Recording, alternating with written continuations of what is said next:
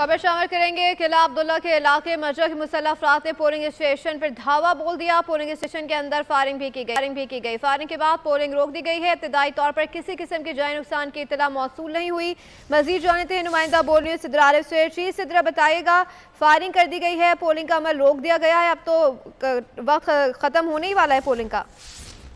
जी, किला अब्दुल्ला का इलाका है मेचक में मुसल्लह अफराद की जानिब से, क्योंकि वो फुटेज में देखा जा सकता है कि मुसल्लह अफराद पोलिंग स्टेशन के अंदर आए हैं और अंदर आने के बाद उन्होंने पोलिंग को रोकने की कोशिश की और रोकने के लिए उन्होंने जो है वो पोलिंग स्टेशन के ऊपर हमला कर दिया है और फायरिंग का सिलसिला जो है वो स्टार्ट शुरू कर दिया है। जैसे ही फायरिंग हुई है तो इतलात यही आ रही है कि फायरिंग के फौरन बाद ही जो है पोलिंग का अमल रोक दिया गया है, लेकिन अब तक के इतलात के है कि वहाँ अब तक कोई भी ऐसी इतलात नहीं आ रही कि जानी नुकसान हुआ, लेकिन पोलिंग का अमल रोक दिया गया है। मुसल्लह अफराद ने अब तक पोलिंग के जो एरिया है उस पर फायरिंग का सिलसिला जारी है। सिक्योरिटी फोर्सेज होने के बावजूद भी है नामालूम अफराद की जानिब से है किला अब्दुल्ला के एक पोलिंग स्टेशन पे जो है फायरिंग की जा रही है। जी अच्छा सिद्रा, ये बताएगा, क्या अब दोबारा वक्त बढ़ाया जाएगा किला अब्दुल्ला में?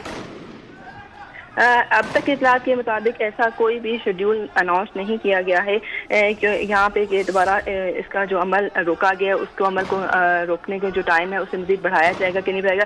लेकिन अब तक जो है सिर्फ और सिर्फ ये इतलात आ रही है कि जो फायरिंग हुई है, फायरिंग के नतीजे में पोलिंग का अमल रोक दिया गया है। जो लोग पोलिंग स्टेशन के अंदर है वो अंदर रह गए हैं, जो पोलिंग स्टेशन के बाहर है तो वो वहाँ से भाग चुके हैं, क्योंकि फायरिंग जो है वो अचानक हुई है। और आप फुटेज में देख सकते हैं कि 3 से 4 अफराद ऐसे हैं जो फायरिंग कर रहे हैं। जी अच्छा सिद्रा, ये बताइएगा कि मुसल्लह अफराद की निशानदही हो सकी है कि हाँ किसी पार्टी से ताल्लुक़ तो नहीं है इनका?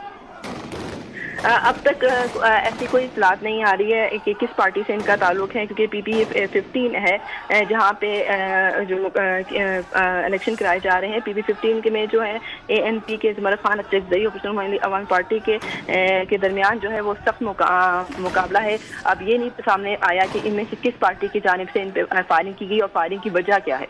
अच्छा सिद्रा, ये बताइएगा कि सिक्योरिटी एहलकार जो ड्यूटी पे मामूर थे वो कहाँ गायब हैं, या उनकी जानिब से भी कुछ तमाम सूरत हाल को कंट्रोल करने के लिए किया जा रहा है?